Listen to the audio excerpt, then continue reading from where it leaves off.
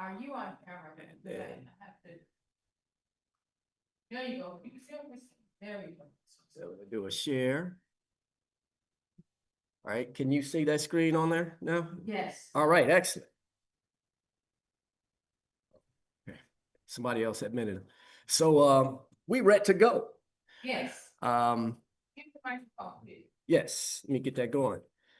Can you hear me all right, everybody? Excellent, great, great, great. Greetings.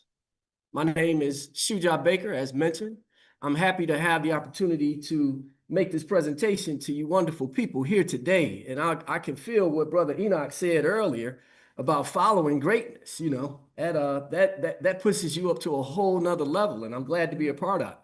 I'm gonna set my timer so that I don't go too far over, and then go ahead and get into this. My presentation today is titled Women, Children, and the Zep-Tepi of Kwanzaa, Reconnecting with the Original Inspiration of the First Occasion. Let me go ahead and get this going. This is not PowerPoint, and I'm not seeing the same. How do I get into presentation mode in this program, brother? Slideshow. Slideshow. Yeah, that's not cooperating. Okay, hold on. Start from first slide. There we go. All right. So I'm going to cover 7 areas as we talk here today. A brief introduction. I'm going to talk about scope and objectives here. I'm going to talk about our primary program at the African Restoration Project, which we call Nguzo Saba 365. It encompasses a few things that I'll talk about. Let me see. I want to stopwatch so that I'll keep track of time. That way. Need somebody to mute. All right, thank you. So I'm going to talk about the Nguzo Saba 365 program, which encompasses my book, Building on the Work of Our Elders and Ancestors, our children's series, Stemming Them and the 7 Principles. I'm also talk about our Kwanzaa for Kids program, a little bit about the Kwanzaa Creator section that we've put together, Kwanzaa Ambassadors, and then some upcoming events and how you can support our work. Briefly, my experience with Kwanzaa and the 7 Principles began in the early 90s, over 30 years ago, when I began learning about and celebrating the holiday in my home as a single man.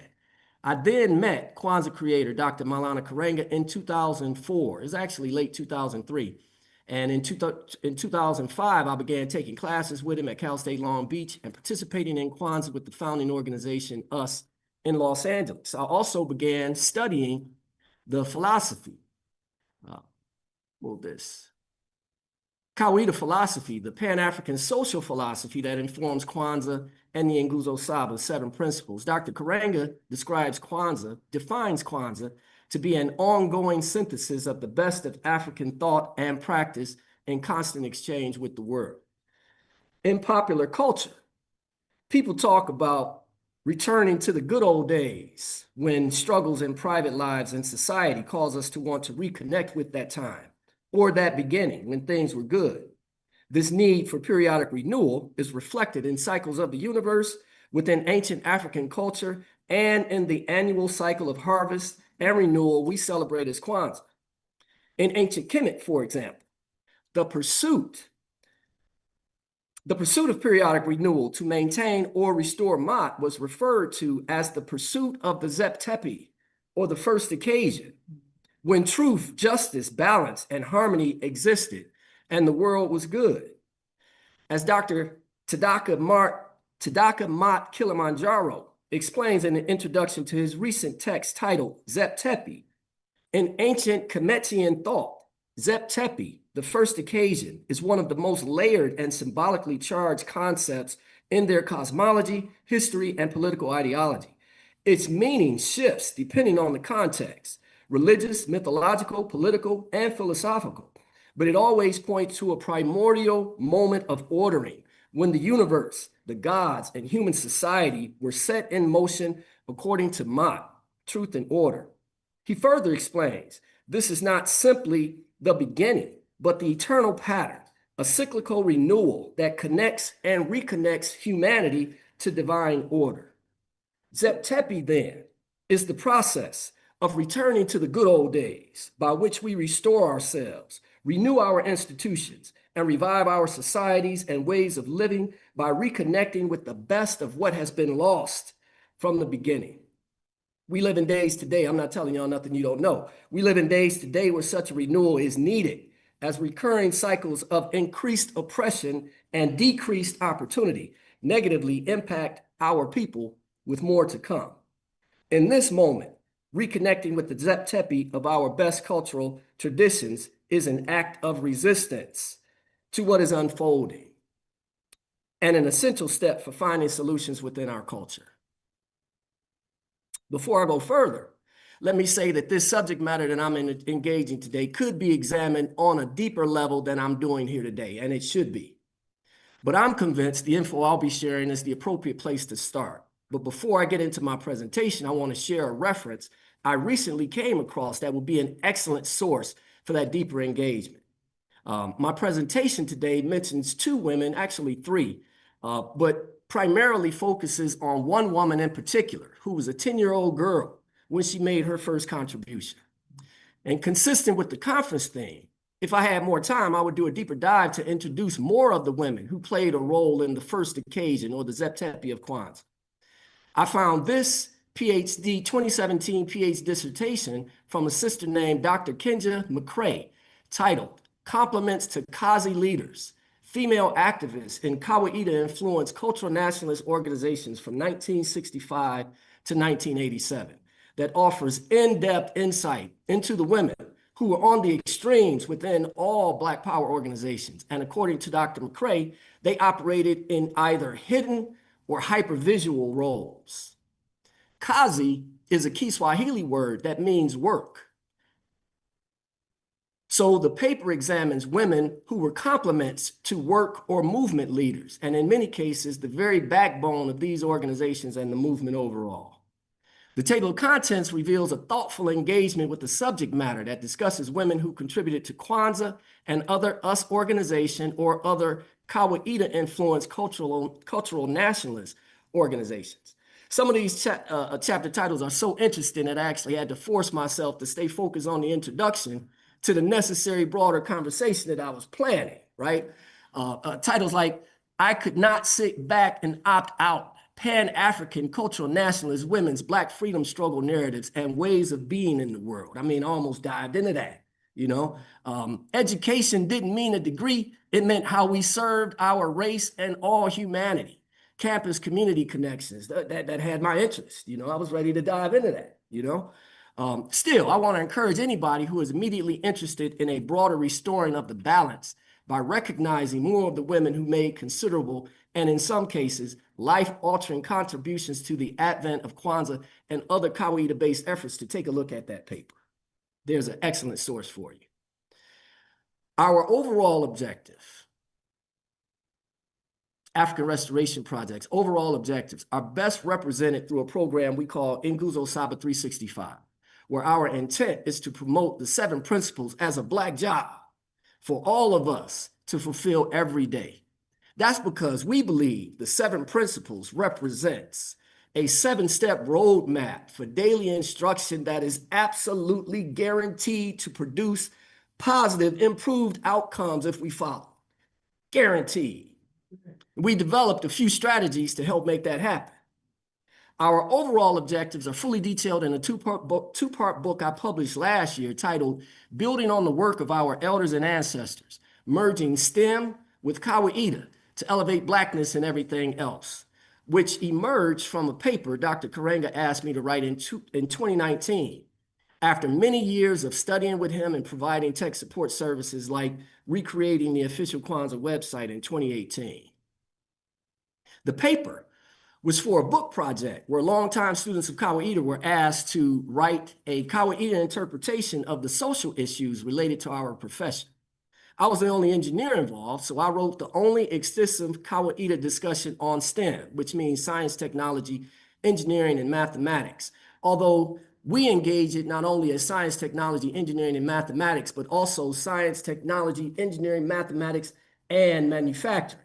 And that's actually where the name STEM came from. When that book project went away, I decided to publish my paper independently. So that's how the book project came about. And it's a two-part book. Part one includes a series of principles, practices, criticisms, challenges, and goals for how STEM should be developed and applied from a Kawaida or Afrocentric, African perspective. Part two includes a discussion about how we are doing everything that I write about in part one at the African Restoration Project and encouraging others to do it as well. Some of you have seen that work in other presentations I shared recently, but I won't be covering all of that today. My presentation is a little bit more focused. I'll give a quick intro, but I'm more focused today. We introduced this children's series titled STEM and the 7 Principles to reach children with the same message and to pursue our 3 primary objectives, which are 1, to promote a deeper engagement with African culture as a whole. 2, to encourage Black people to reconnect more broadly with our long tradition as STEM innovators and masters of manufacturing. And 3, to promote increased engagement with Kwanzaa while expanding application of the 7 principles beyond Kwanzaa to become a Black job for us every single day. And that's our STEM series. I'll talk a little bit about that in a moment. The series is built around a 9-year-old Black boy from Los Angeles who represents 4 generations. Somebody mute. Thank you. Who represents 4 generations of cultural consciousness. His parents are both STEM professionals who named him STEM so that every time his name is mentioned, he is reminded that he comes from a long tradition of Black STEM innovators and masters of manufacturing who want, need, and expect him to make a meaningful contribution to that tradition as well. The Juneteenth story clarifies a diabolical myth at the center of Juneteenth. The Labor Day story looks at the future of work with AI and robotics in there and offers some advice on that. Each story is based around what we described as a cultural adventure, where we engage our history, promote STEM proficiency, and directly associate the 7 principles with other Black occasions in the interest of promoting a much more active and meaningful everyday application of the 7 principles as a daily code of conduct. Our soon-to-be available book on Kwanzaa, STEM and the 7 Principles, directly addresses the subject matter of my presentation today, where the grandmother in that story is the elder version of the 10-year-old girl who inspired the creation of Kwanzaa. And I should mention, she might be on the call today. I think she is, as a matter of fact. I certainly invite her. So on one hand, I have been surprised, but on the other, not surprised at how most people don't know the story about what led to the creation of Kwanzaa. I heard the story myself for the first time directly from Dr. Karenga. I have heard it since then from other sources, including directly from Kinamo Damu herself and her brother Karama, who also participated in the first Kwanzaa along with their older sister Baraka. So this is a photo of the first children's Kwanzaa celebration that a lot of people have seen. There are a couple of variations of it out there, but over here on the right, in this leopard print outfit with the bigger red circle, that's Kinamo Damu, who was the 10-year-old girl who inspired the creation of Kwanzaa. I'll talk a little bit about that. Her brother, Karama, is here with the A, representing the A, and he's circled. And then their older sister, Baraka, is here with the N, right? They are all 3 children from the same family, the Damu family, and I really consider this family to be the first family of Kwanzaa. So our strategy for increasing engagement with Kwanzaa and the 7 principles began with the idea that we needed a renewal of sorts around the holiday. Everybody in the room should know there are issues around Kwanzaa that challenge our unity around the related teachings. We decided the best way to address that was to reconnect with the original inspiration for the holiday as a way to reintroduce Kwanzaa to a new generation of children and adults. So we introduced the story about what led to the holiday's creation in our Kwanzaa STEM and the 7 Principles story. And we share full details about that process in a book called Kwanzaa for Kids.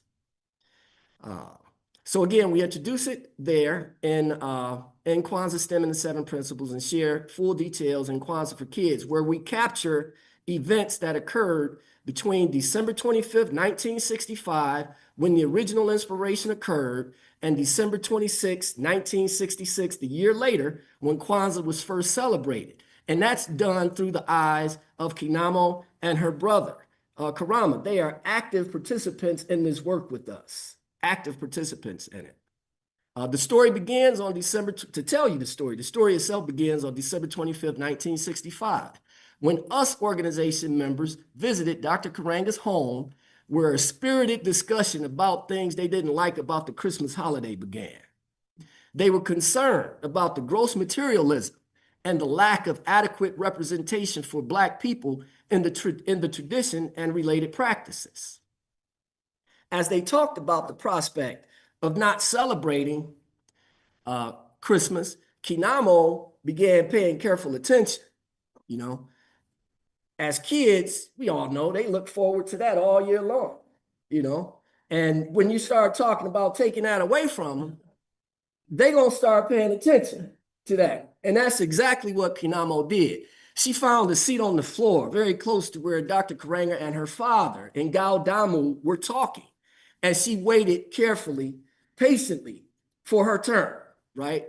And when the opportunity presented, she did a thing known in Kawaida as courageous questioning, asking, what do the Africans do? Meaning, how do African people celebrate holidays, and what can we learn from them? She continued her courageous questioning in the following days at the US Organization Cultural School, eventually declaring that we need our own holiday. The adults then assembled a research committee to work over the next several months in Los Angeles area libraries, studying holiday traditions of different African cultures. They used that information to inform the ideas they developed to create Kwanzaa. They had talked about creating holidays before, so this wasn't a completely new conversation, but still, the effort around Kwanzaa was triggered by the courageous questioning of this 10-year-old girl. Dr. Karanga then led the effort to create the holiday, assembling the research committee, providing its major ideas as a harvest celebration, introducing the Nguzo Saba, leading the organization, and promoting this work nonstop for 60 years. But he had help in the beginning. On the Kwanzaa creators page of our Kwanzaa.org website, we introduced 4 of the people who assisted Dr. Karanga in creating the holiday. I should say this isn't done to try to diminish his contribution or his standing. And although I can't control it, I don't want our work quoted in the upcoming attacks on him that happen every year at this time. We know that's coming, it happens every year. I'm not participating in that. That's not what this is about, right? This is an effort to restore balance, right? Not attack anybody, restore balance. The intent of our work is to do as the conference theme suggests. I got ahead of myself and help restore the balance, to help restore Mott, to reconnect with the best of what we have lost, the Zep-Tepi of the occasion.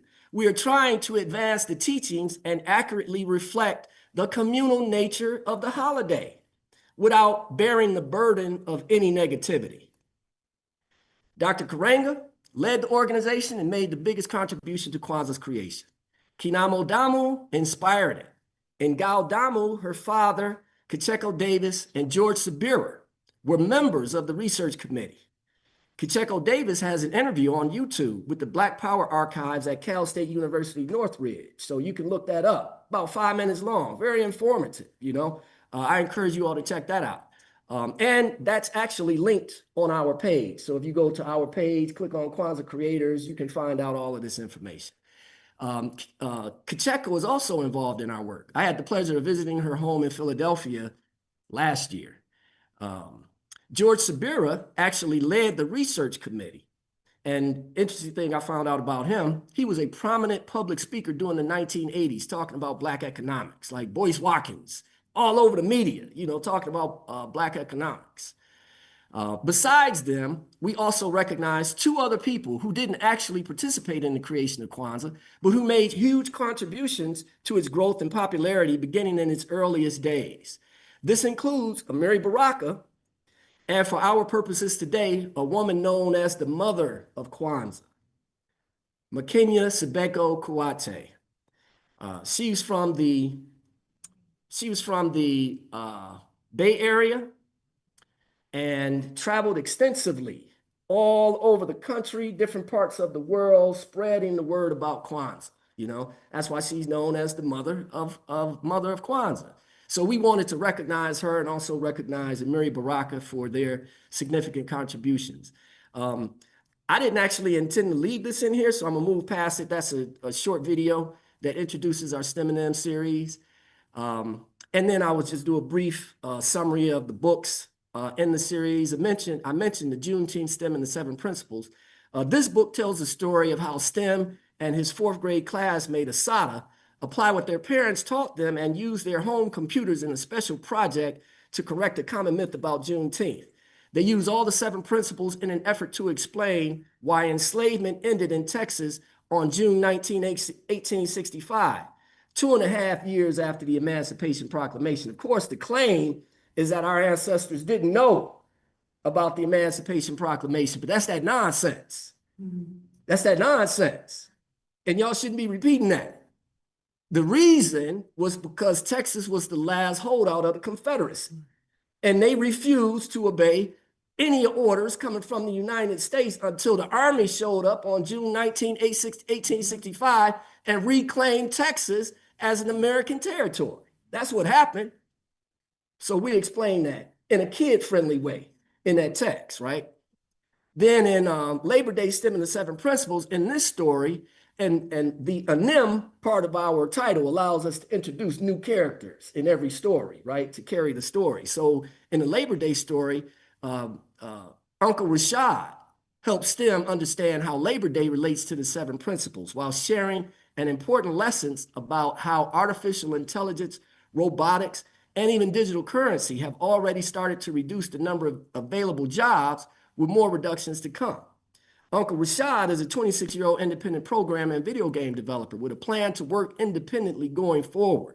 He introduces a very real brand new video game called Ultimate Chess League in this book. And he explains that, as I mentioned, it's a very real video game. Uncle Rashad is a real person. He happens to be my partner in all of this, doing all of my programming, all of my web development, all of that stuff. So he is a 26-year-old independent programmer, you know, who has been working for himself for all of his adult life, you know. So he shares a message in there about how labor will be affected and offers some advice on how not to be negatively affected by that. And how did that click on something I wasn't going for? I wasn't trying to do that. And then to get to, again, the subject matter of today, in this story, in the Kwanzaa STEM and 7 Principles story, in this story, STEM's grandmother is actually, I think I may have mentioned it, she is the elder version of the 10-year-old girl, Kinamo, in this story. So in this story, STEM's grandmother, who we call Grandma K, explains the role she, her 2 siblings, and their father played leading up to the first Kwanzaa. She explains how she was concerned about missing out on holiday fun when she asked a question about how Africans celebrate the holidays that led to the Kwanzaa holiday being created. Along the way, she helps the family of one of STEM's classmates learn that some of the things they heard about Kwanzaa are not true and that Kwanzaa is all about the 7 principles. In other words, this story is about an engagement between a family, a Black family that celebrates Kwanzaa and a Black family that doesn't. And the Black family that celebrates Kwanzaa is able to explain to the Black family that doesn't that all of that stuff you heard is nonsense. Let me tell you what it's really about. So that's what the story is about. And then I had that in there by accident too. I got a few things in here that I didn't, that are from the other presentation. I actually thought I deleted this stuff. Matter of fact, I know I deleted it. Yeah. So I don't know how that happened. I always say, as long as there's technology, there'll be technical difficulties. We don't have to work it out. That's just how it is. But in any case, I want to close with some information on events that we have coming up. And I'm coming close to the end of my time. So events that we have coming up and how you can support our work. One of the things I'm most proud about is that I'm a native Detroiter and I got strong ties in Detroit. And I actually was asked to convert our Kwanzaa for Kids story into a children's play. So we did that. And on December 26th, the first night of Kwanzaa in Detroit, we're going to have the debut of a children's play titled Kwanzaa for Kids that's based on this story. I'm hoping that it'll be available to be shown online. And if so, I'll provide all of that information through our website. And then on the 28th of December, we're having our annual Kwanzaa event this year titled Black People and the Nguzo Saba at 60, How Treating the 7 Principles Like a Black Job Could Save the World. I'm going to tell y'all what I mean by that very briefly. I said that we maintain that the 7 principles is a guaranteed roadmap to positive outcomes, right? What that says to us is that if we follow the principles consistently, we would find ourselves becoming the best possible version of ourselves. And the record shows that when we're at our best, the world follows us, right? So us becoming our best then inspires other people to become their best. And how do you create a good world? You create a good world by increasing the number of good people in it, right? So if we become the best version of ourselves, inspire the same in others, then we're on our way to saving the world. That's my story, and I'm sticking to it. How can you support our work? Well, I got some stuff over there you can pick up. We've been doing this work for 3 years, sort of part-time, and we're really just introducing ourselves in a big way this year. We've been out there last year a little bit, you know, but this is our first year. We made a lot of investments to get it going and all of that, so we could certainly use your support. Again, my first book, Building on the Work of Our Elders and Ancestors, details everything that we're doing and what we're about. Our STEM and M series conveys the same message in a child-friendly way, and I should mention that we went out and got some assistance with the children's books. You know, I'm not a children's author. So we went out and hired a children's literacy consultant to, you know, help me go from my engineering language, you know, and all of that scholarly work and everything to something that would be at the right level for children to be able to not only absorb it, but to also enjoy it. So we put that energy into it. The STEM and M series. I didn't mention this yet, but we also have an app, Nguzo Saba 365, which is available through the app stores, you know, and all of that. And it's limited functioning right now. We'll add some additional functions to it next year. But the intent is for it to be used in conjunction with our Nguzo Saba 365 website, where we're trying to create like an online community for those of us who share an appreciation for these teachings and for this work. Got some custom design, custom manufactured Nguzo Saba inspired jewelry and other cultural items that we manufacture ourselves. I got a little factory in my garage, you know, where we make all of these items ourselves. Kwanzaa.org is one of our websites, nguzosaba365.org, and of course, STEM and M. And I should mention, we've been fighting relentless hacking attempts. Not just attempts, they've been successful. We have 5 websites, we have 4 of them that have gone down. And I'm gonna wrap up because I'm at 26 minutes, I had 25. This shows the game website and all of that. And I also have, again, virtual design and prototyping. If you know anybody who needs some product design done, hit me up, I got them. I think that's it. I don't know how to check to see if Terry is on the line, but if Terry was on, I wanted to give her the opportunity to say hello, if that's okay. I don't, we wasn't really elevating too many people to speak, but you know, since she's part of the program. Yeah. I don't see her. You don't see her on there? Terry, you gotta unmute and show yourself. Terry, if you're on there, unmute and just say hello. See. She might not be on there. Well, in any case, good people, that's my presentation, my story. I'm sticking to it. Thank you all.